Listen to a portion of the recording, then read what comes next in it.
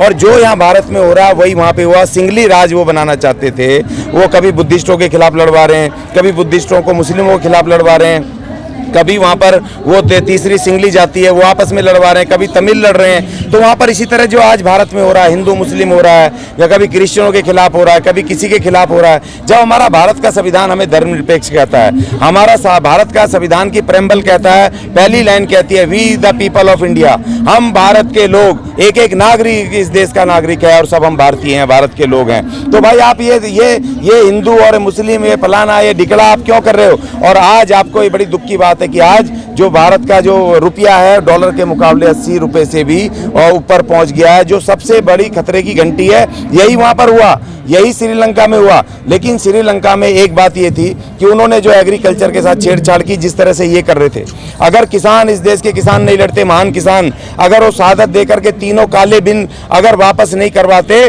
तो इस देश में भी तुरंत, अभी के तुरंत आपातकाल, जो एग्रीकल्चर आपातकाल हो जाता, क्योंकि कंपनियां वो जमीनें ले लेती हैं और जो फसल से उनको बेनिफिट होता, रेशम से या दूसरी चीज से, वही बुआते। वो गेहूं या चावल क्यों बुआएंगे जिनसे उनको फायदा नहीं हो रहा है? तो वो किसान ने वापस करके कर लिया। लेकिन श्रीलंका ने, उसने कहा जी हम जो खेती है वो वाली खेती जो कौन सी होती है, जैविक खेती करवाएंगे, ये खेती नहीं करनी है। तो जैविक खेती फेल हो गई, वहां पर खाने के लाले पड़ गए। आज वहां पर दूध जो है वो 500 रुपए, 1600 रुपए, 1200 रुपए लीटर मिल रहा है। पेट्रोल जो है 400-500 रुपए लीटर मिल रहा है। वहां पर आलू जो है 400 रुपए से ज्यादा मिल रहे हैं। और यहाँ पर देखो भारत में अभी तो ये हमारे आटे दाल चावल हैं, ये भी आज कल मुझे पता चला, मैंने अपनी लाइफ में, कभी मेरी वाइफ खरीदती है, कल वो बता रही थी कि जो 18 रुपए 19 रुपए किलो आटा मिलता था वो आज की तारीख में 35 रुपए किलो हो गया है। तो इसका मतलब हम उसी रास्ते पे चल रहे हैं। और इनके पास सबसे बड़ी बात ये कि जो हमारी जीडीपी का जो जैसे वहां पर हुआ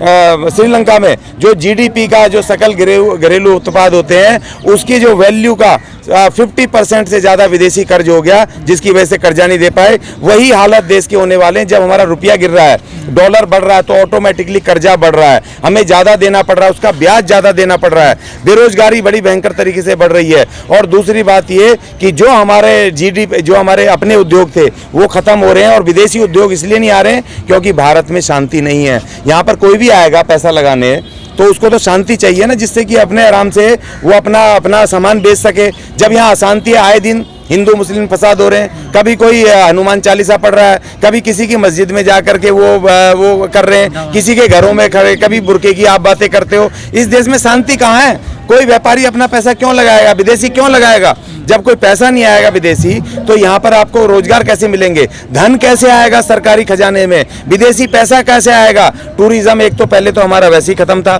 जो टूरिज्म की वजह से श्रीलंका की कमर टूटी, क्योंकि उसकी रीढ़ की हड्डी थी, क्योंकि इसकी वजह से, जो कोरोना की वजह से वो वहाँ खत्म हो गया। और दूसरा दो कारण है, एक कारण नहीं बता रहा मीडिया, एक कारण तो कोरोना था, दूसरा कारण वहां पर जो दंगे आए दिन आ रहे थे, कभी बुद्ध और वो लड़ रहे हैं, क्रिश्चियन लड़ रहे हैं, कभी बुद्ध क्रिश्चियन और वो मुस्लिम लड़ रहे हैं, कभी सिंगली तमिल, ये सब लड़ रहे हैं मिलकर के। और वहां भी नारा दे दिया गया कि सिंगली राष्ट्र, जैसे यहाँ हिंदू राष्ट्र का नारा दे दिया गया। भाई ये राष्ट्र बुरा लग रहा है कि जो राष्ट्र सबको स्वतंत्रता देता है, सबको न्याय देता है, सबको समानता देता है, सबको ये बंधुता प्रेम करता है और एक अखंड भारत की बात करता है, ये संविधान तुम्हें बुरा लग रहा है क्या? तो इसलिए ये देश बिल्कुल हर एक पूरे तरीके से इसी रास्ते पर है। अभी 6 महीने बाद यहाँ स्थिति आ जाए, चाहे वो 1 साल बाद आ जाए, लेकिन स्थिति आनी है श्रीलंका जैसी। भारत का भी जो फॉरेन रिजर्व है वो भी कम होता जा रहा लगा, विदेशी मुद्रा भंडार बिल्कुल हो रहा है। वो तो सबसे पहली बात देखो, आप सब चीज छोड़ दो, वो डॉलर से ही लगा लो। जो डॉलर 69 रुपए था, वो डॉलर एकदम से 80 के ऊपर पहुंच गया, उसकी वैल्यू पहुंच गई। और हमारा रुपया 80 रुपए, हमें $1 के 80 रुपए देने पड़ रहे हैं। 100 तक, हाँ जी, कहा जा रहा 100 तक पहुंचेगा डॉलर। सर कहीं तक भी पहुंचे, लेकिन इस देश का जितना ये डॉलर गिरेगा, डॉलर बढ़ेगा, रुपया गिरेगा, उतना ही हमारा विदेशी भंडार खत्म होगा। दूसरी तरफ विदेशी भंडार कहाँ से आता? एक तो वहां से आता, विदेशी कंपनियों से आता, वो आ नहीं रही है, विदेशी आपको फंड नहीं आ रहा है। दूसरा टूरिज्म से आता है, टूरिज्म में पैसा, टूरिस्ट है नहीं, नहीं, वहां से पैसा नहीं आ रहा भी नहीं हो है, रहा है। एक्सपोर्ट नहीं हो रहा है, इंपोर्ट एक्सपोर्ट नहीं हो रहे हैं, व्यापार नहीं हो रहा है, तो आपके पैसा आएगा कहाँ से, विदेशी करेंसी कहाँ से आएगी। तो इसलिए विदेशी करेंसी के लिए जो सरकार को स्टेप उठाने चाहिए थे वो स्टेप इन्होंने उठाए नहीं है। उन स्टेपों को उठाए बिना ये कर रहे हैं हिंदू राष्ट्र लाएंगे, ये इस देश में व्यवस्था फैला रहे हैं, इस देश के संविधान से छेड़छाड़ कर रहे हैं, इस देश के उन प्रतीकों से छेड़छाड़ कर रहे हैं जो इस देश की शांति, पूरी दुनिया में जो शांति का प्रतीक, अहिंसा का प्रतीक भारत, उसको ये खत्म करके ये इस तरह से ये इसको देश को बर्बाद करने के चक्कर में उनकी सोची समझी साजिश है। इनको पता है कि जो मैदान में आएंगे फौज इनके पास है, पुलिस अर्धसैनिक बल इनके पास है। श्रीलंका तो थोड़ा कमजोर लग रहा था इनको, लेकिन इनको पता नहीं कि अगर श्रीलंका में जनता के यस, इनको ये नहीं, ये सोच रहे हैं हमारे पास 7 लाख फौज है, हमारे पास इतने अर्धसैनिक बल हैं, और इनको सबसे पहली बात इनको लग रहा है कि श्रीलंका से विपरीत इनके पास आरएसएस का कैडर, इन्होंने कहा था ना एक बारी कि हमारे आरएसएस वाले बॉर्डर पे जाकर के पाकिस्तान को 3 मिनट में उड़ा देंगे। इनको गलतफहमी हो रही है कि वो आरएसएस वाले जाकर के यहाँ के लोगों को, जनता को ये उनको ठीक करेंगे और फौज के साथ रहेंगे, लेकिन इनको ये नहीं पता कि आवाम, दुनिया की आवाम गवाह है कि जो जो बड़ी बड़ी क्रांतियां हुई हैं दुनिया के अंदर, बड़े बड़े जो राजशाही को उखाड़ फेंका है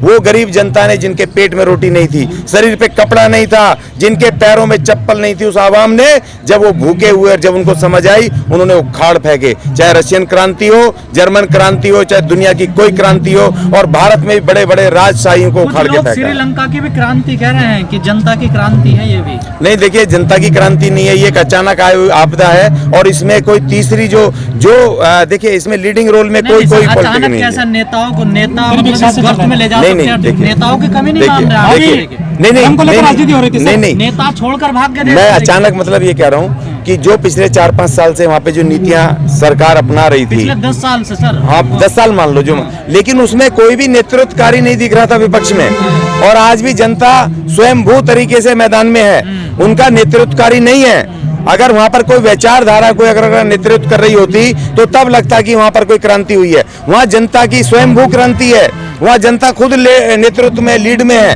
और उनका कोई नेतृत्व नहीं है। जैसे कि मान लो कोई विचारधारा अगर नेतृत्व करती, कोई पार्टी लीडरशिप कोई अगर नेतृत्व करता, मैदान में होता, तो तब वो क्रांति मानी जाती है। क्रांति नहीं है, ये जनता की क्रांति है, लेकिन दोबारा से घूम के उसी टाइप के नेताओं के हाथ में, थोड़ा बहुत चेंजेस होंगे लेकिन उसी टाइप के नेताओं के हाथ में चला गया। लेकिन श्रीलंका की जनता ना पक्ष ना विपक्ष किसी नेता को नहीं छोड़ रही है वो। नहीं, वो ठीक बात है, लेकिन वहाँ तीसरी विचारधारा नहीं है ना सर।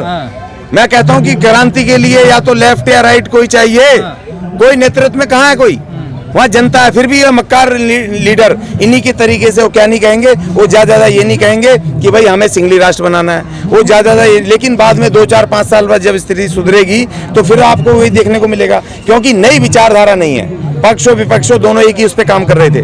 तो श्रीलंका की परिस्थितियों को समझना बहुत ही एक अलग तरह की बात है कि वहां पर कोई नेतृत्व नहीं है। क्रांति तब होती है कि जब वहां पर कोई विचारधारा खड़ी हो, सामने डट के खड़ी हो तब, और वो कहे कि हमने क्रांति करवाई है। कोई वहां पर दावा ही नहीं कर रहा जनता के अलावा, कोई पार्टी विपक्ष कोई आके कोई नई तीसरी शक्ति नहीं कर रही। क्रांति है ना सर, लेकिन वहाँ वो नेतृत्वहीन है, नेतृत्वविहीन क्रांति है, नेतृत्वकारी नहीं है, विचारधारा नहीं है उसमें।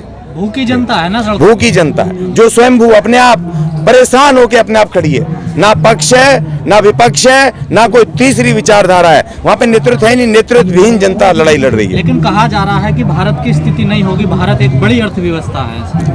अर्थव्यवस्था है तो अभी इतना कर्जा हमारे ऊपर क्यों जा रहा है, बेरोजगारी क्यों बढ़ रही है, बेरोजगारी इतनी क्यों बढ़ रही है। अर्थव्यवस्था है तो जनता तक वो पैसा क्यों नहीं पहुंच रहा है, जनता उसमें भागीदारी क्यों नहीं बन रही है, और इतनी महंगाई क्यों रही है। सबसे बड़ी बात ये, अभी तक के पिछले आजादी के बाद से जितनी बड़ी महंगाई दर आज की तारीख में देश में, बेरोजगारी दर आज की क्यों है।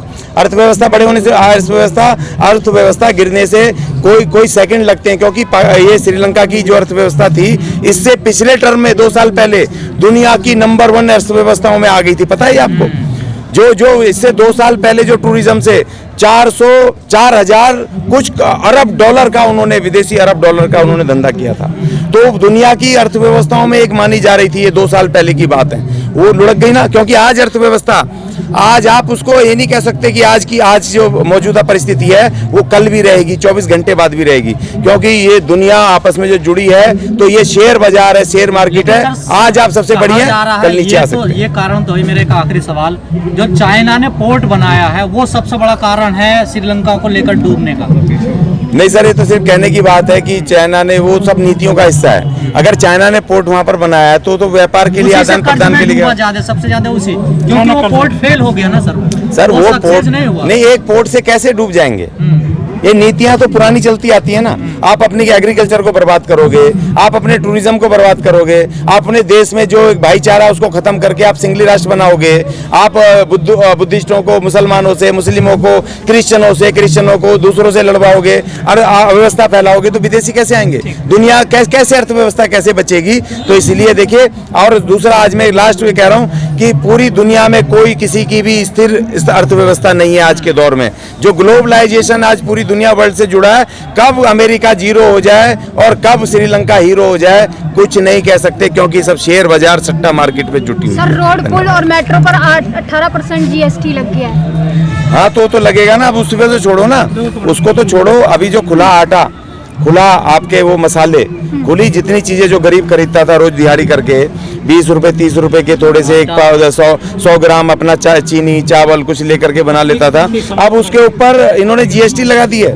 तो अभी खाली रोड पर नहीं है, अभी तो ये बहुत सारी चीज़ों पे जीएसटी लगाने वाले हैं। और देखो एक और बड़ी बात है कि जो जीएसटी भी जो एक कारण है, ये भी कारण पूरी दुनिया में अपने अपने कंट्रियों में उनकी अर्थव्यवस्था गिरने का कारण हो रही है। और भारत के संविधान में जो हमारा जो टैक्स सिस्टम दिया हुआ है, कभी संविधान देखा है? जो हमारा संविधान का जो टैक्स सिस्टम दिया हुआ है वो एक यूनिक स्पेशल एक टैक्स सिस्टम था, जिससे कि हमें कभी दिक्कत नहीं हुई।